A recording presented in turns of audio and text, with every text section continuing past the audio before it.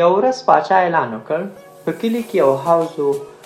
ټول خلکو ته یې وویل چې تاسې شیدو نه یو لوښی ډک کړئ او په دې حوض کې تاسې واچوئ او دغه کار تاسې ماښام کې وکړئ کله چې تیاره شي.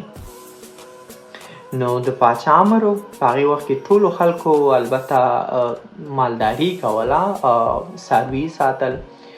نو ماښام چې شوی د ټولو خلکو بس لوښي راډک کړي د شیدو نه او په دې حوض کې اچولي.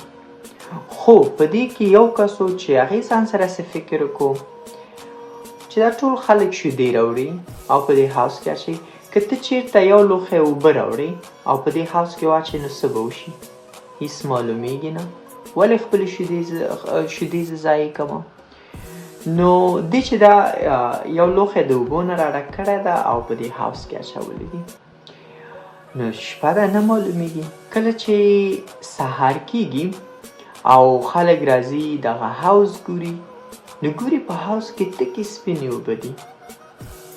پوهېږي څه شی و؟ هر یو کس همدغه فکر کړی و چې زما په یو لوښي اوبو باندې به څه وشي؟ هېڅ هم نه کېږي.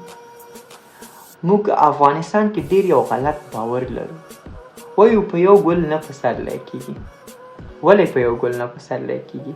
ته ځان اصلاح کړه، زه ځان اصلاح کړم، بل ځان اصلاح کړي. څنګه وطن نه جوړېږي؟ څنګه پرمختګ نه شو کولی؟ حتما یې کولی شو.